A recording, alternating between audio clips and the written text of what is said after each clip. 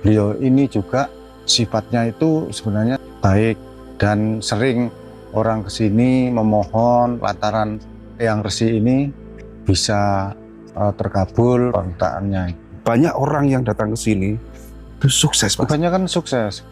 Bahkan ada juga orang yang minta jodoh. Memang bagus kalau untuk memohon kepangkatan atau kepemimpinan. Kalau tentang tumbal tidak ada. Tidak ada, Pak, ya? Tidak ada. Berarti tanpa tumbal, Pak? Tanpa tumbal.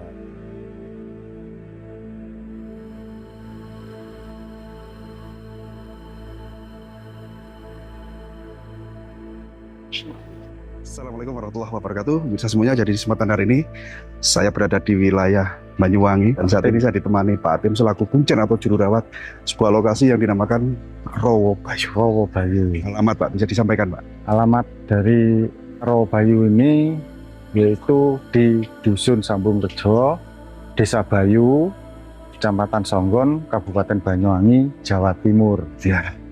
Dan kita nanti akan menuju ke sebuah lokasi yang sakral, ya, lokasi yang sangat disakralkan, ya. Betul. Di area lereng Gunung Raung, Pak. Di lereng Raung. Di sana nanti ada beberapa tempat yang akan disampaikan. Seperti apa sih sejarahnya? Seperti apa sih kemestisannya, nanti Pak Atim yang menceritakan. Mau nggak, Pak? Kita sambil jalan. Nah, kita musola, Pak, ya. Nah, ini musola. Yang membangun ini pribadi. Beliau itu pernah ke sini memohon karena keadaan perusahaan itu agak kolab, jadi beliau memohon ke situs petilasan Baptalang Alim itu, sehingga sesampainya di situ mendapatkan keberkahan. Jadi orang itu bisa bangkit kembali dengan perusahaannya sehingga sukses, sehingga membantu sebuah musola. Itu ceritanya. Jadi wujud dari keberhasilan beliau datang ke Rawabayu ini, sehingga diwujudkanlah bangunan seperti musola. Wujud rasa terima kasih karena sudah tertolong dari keburukan atau ekonomi atau perekonomiannya. Itu datang ke sini, ya, Pak, ya. Beliau itu dengan cara apa, ritual kah atau semedi ataukah bertapa di sini, Pak? Ritual di sana, memohonlah untuk kesuksesan dan macam-macam kan tujuan orang kesini. Kadang untuk kesehatan, untuk kesuksesan, dan untuk ketentraman bagi keluarga kita sendiri. Oh gitu, Pak, ya? Betul. Jadi macam-macam. Yang penting tujuan baik-baik. Saya malah baru tahu, baru mendengar ini bahwa di samping sebuah tempat yang mistis yang katanya banyak sekali sosok yang Nyenan sampaikan tadi, ternyata di sini juga ada tempat yang ketika orang berdoa, memohon atau munajat, memohon sama yang kuasa lah, lantaran tempat ini kan gitu, ya? Ya, betul. Itu doa-doa mereka itu terkabul? Ya, kebanyakan kabul. Yang penting kita itu yakin. Dengan didampingi panjenengan tentunya, Pak, ya? Ya, tentu dengan dampingin saya. Saya juga cuman sekedar membukakan pintu. Habis itu beliau dengan cara beliau sendiri. Bisa naik ke tempatnya RSI? Bisa. Kita ke sana, nanti kita lanjutkan perbincangan ini yang tinggal sedikit yang ingin saya tanyakan ini, Pak, ya? Nah, kalau ini sumber Wigangga namanya. Sumber Dewi Gangga. Dewi Gangga.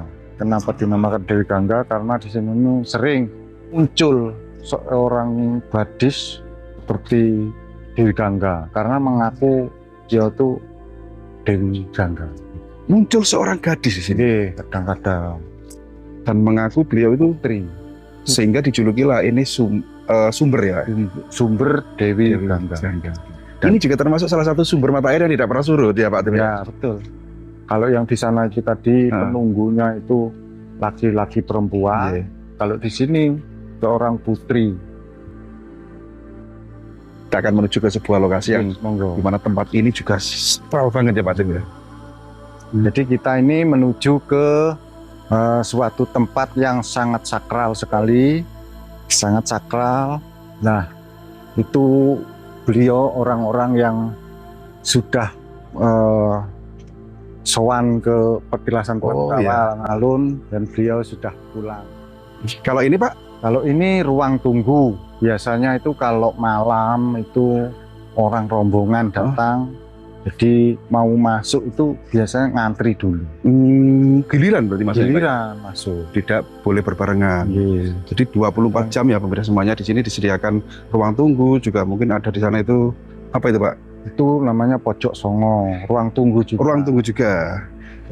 Juga ruang meditasi lah mungkin ya. Betul. Nah di sini ya pemirsa yang tempat yang dipagar besi, di sini ada pintu yang sudah dibuka sama Pak Atim tadi. Di sebelah kiri juga ada toilet atau kamar mandi. Namun juga ada larangan di sini apa Pak? Larangan Kalau ini kamar mandi untuk bersuci. Oh bukan umum Pak? Bukan untuk kencing atau beol atau gimana. Siap. Baru Jadi alurnya itu seperti ini alurnya. Jadi kalau mau masuk ke dalam ke petilasan Prabu Tawangalun itu yang mau mandi itu biasanya mandi dulu, mandi kembang di dalam sini. Setelah mandi nanti masuk ke sana. Tapi kalau tidak mandi bisa langsung ke sumber kamulian untuk mengambil wudhu. Kalau yang muslim dan yang non muslim cuci muka lah ke sumber kamulian baru masuk ke dalam petilasan Prabu Tawangalun. Jadi memang tempat khusus untuk mensucikan diri sebelum memasuki ke sebuah tempat suci, bukan untuk umum, untuk mandi umum atau buang atau BO gitu ya. Nah, oke, kita coba sowan ke monggo petilasan yang Prabu Tawangalun yang disambut dengan seekor macan putih. Nggak sadar nih Pak, saya nggak sadar ini. Sambut, beliau ini panglima besarnya yang Prabu Tawangalun sekaligus jadi kakeknya itu sendiri. Gitu. Yang dimana orang ya atau seseorang membuat suatu patung atau menempatkanlah suatu patung itu tidak sembarangan Pak ya. Betul. Tempatnya juga visualnya, kenapa kok harus macan, kenapa tidak sapi, kenapa tidak gajah? Itu pasti punya cerita Pak. Iya. Ada cerita munculan beliau di sini.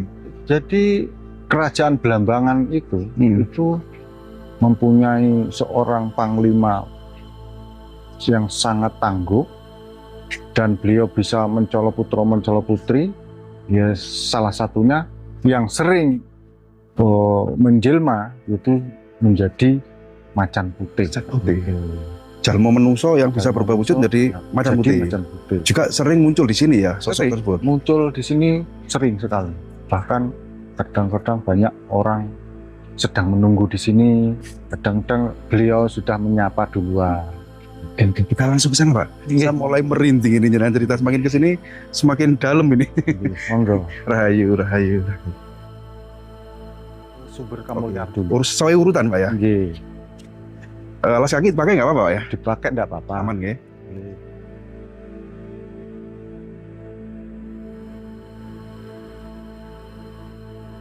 Nah ini sumber apa kamulian?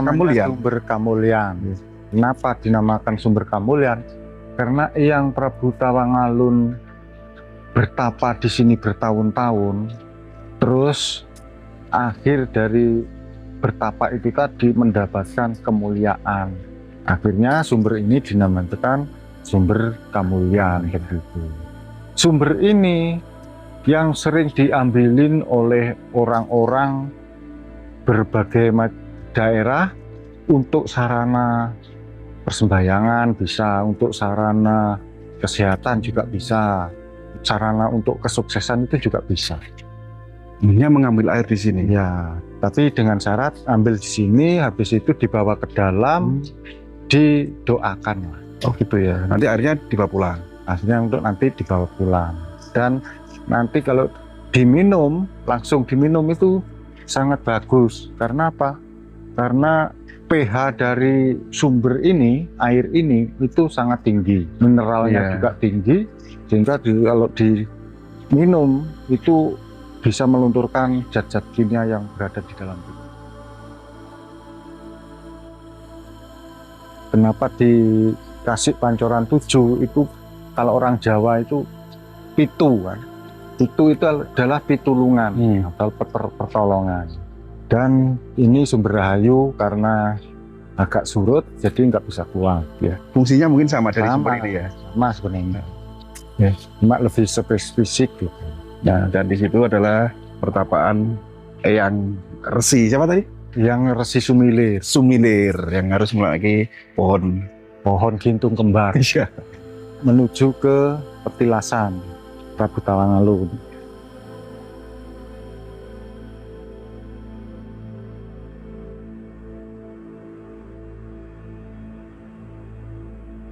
Nah, ini Saya nggak bawa itu set, masuknya. jadi mungkin agak gelap ya. Dan Jadi jenengan saja yang masuk, saya dari luar. nggih, Juga saya nggak usah lepas sepatu tuh kalau di luar Pak ya. nggih. Nah ini karena ada aturan ya, sepatu sandal harap dilepas, tapi kita dari luar sini. Nah, ini batu petilasan untuk duduk Prabu Tawangalun dulu. Ini. Untuk duduk, untuk bertapanya. Nggih, untuk bertapanya. Makanya sampai sekarang dirawat, dijaga, dipelihara supaya situs ini untuk edukasi bagi putra wayah, sehingga putra wayahnya itu ingat pada kepeninggalan leluhurnya gitu. Jadi leluhur seorang raja yang beliau sangat bijaksana dan beliau mempertahankan kerajaannya sampai lari ke tempat ini. Mempertahankan kerajaannya Pak ya. Nggih. Mengasingkan diri bertapa sampai ke tempat ini. Sampai ke tempat ini nanti beliau setelah dari sini mendapatkan petunjuk. Jadi petunjuknya itu seekor macan putih itu tadi muncul, habis itu disuruh ngikuti kemana jalannya atau lakunya macan putih itu tadi. Dan di sanalah di desa Macan Putih itu dibuat kerajaan baru untuk yang Prabu Tawangalun. Kerajaan baru Untuk beliau. Jangan berlama-lama di sini, saya apa ya kurang gitu. Coba kita kalau itu nanti kita cerita sambil jalan Pak ya.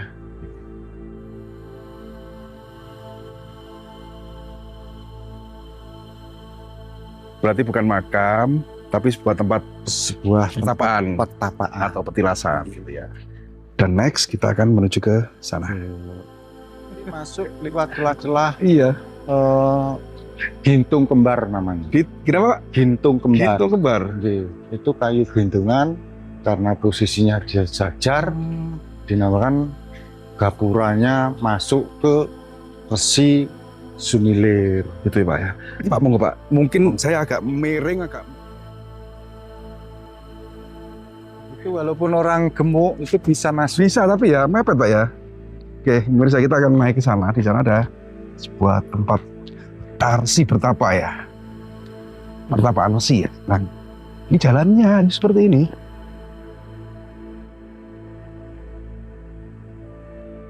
Gintung kembar ya Pak ya. Gintung kembar.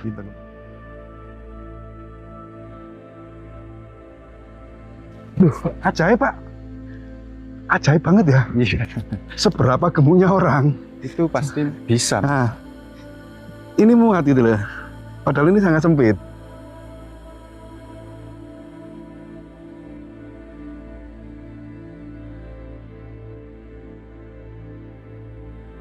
Patung Maharsi Maharsi yang dijaga 2 harimau. Iya, betul.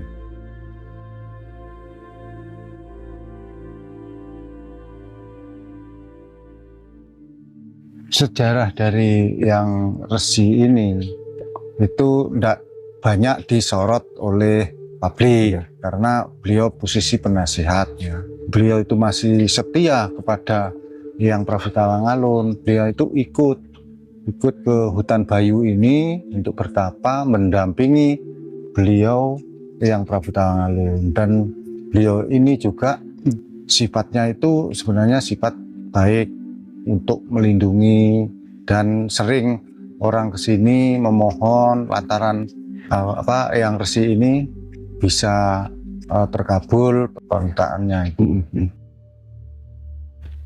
Tadi di tengah obrolan kita ya Pak Tim ya, jenengan menyampaikan banyak orang yang datang ke sini ketika orang tersebut usahanya bangkrut lah, atau hidupnya susah, itu sukses Pak, sering sukses. Kebanyakan sukses. Tapi itu orang jauh-jauh. Iya. Orang jauh-jauh. Yang saya ceritakan tadi yang dibangun musola Musola. itu orang Gresik. Bahkan ada juga orang yang minta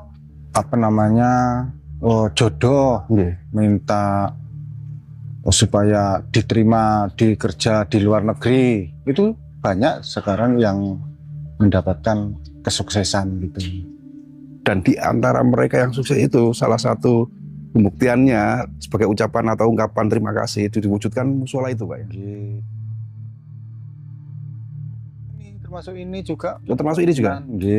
Sekarang kalau malam tuh ada lampunya. Oh gitu. Jadi keliling itu ada lampu dari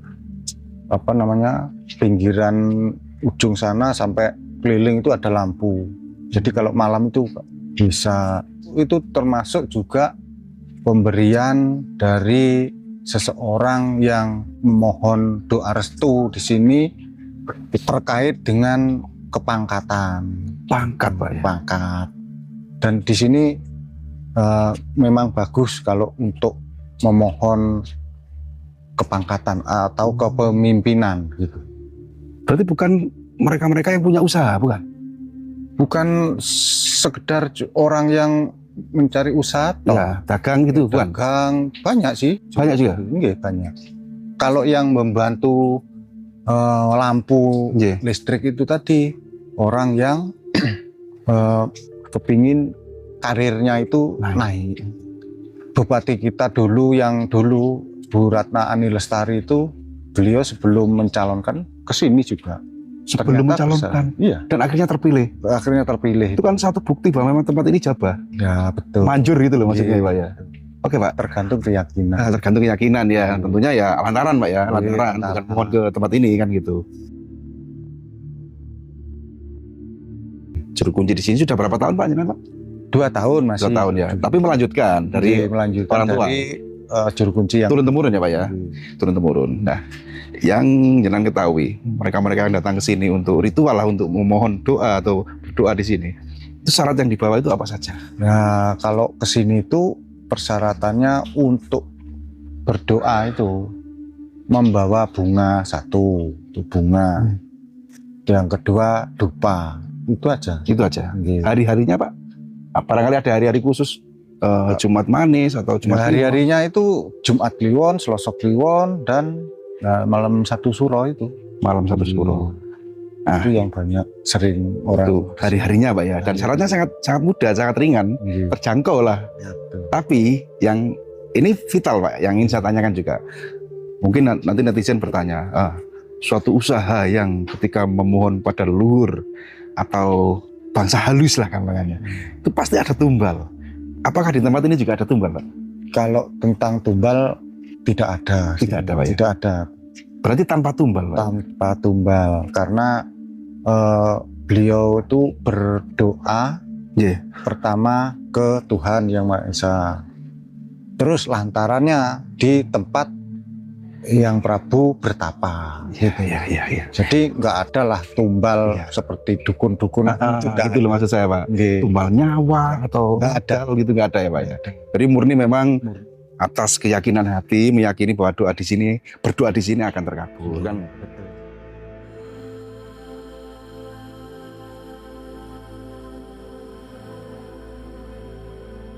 Oke, Pak Tim, terima kasih untuk perbincangan kita. Juga terima kasih Jenengan sudah berkenan mengantar berkeliling ke tempat ini, yang tentunya bagi pemirsa semuanya ingin penasaran lah dengan lokasi ini. Tadi alamatnya sudah kita sepil ya di atas, alamat dari Rawabayu, Pak ya.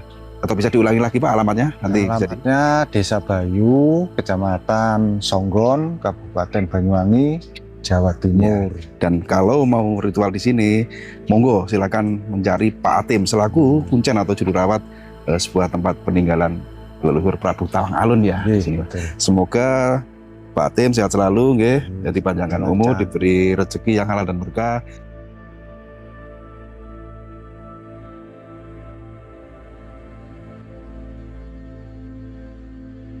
Jadi pemirsa semuanya, untuk tahan kali ini saya akhiri sampai di sini dulu. Mohon maaf apabila ada kesalahan, karena kami sebagai manusia biasa tentunya tidak luput dari salah, hilaf maupun lupa. Semoga tayangan kali ini bermanfaat. Kurang lebihnya Akhiri, Assalamualaikum warahmatullahi wabarakatuh.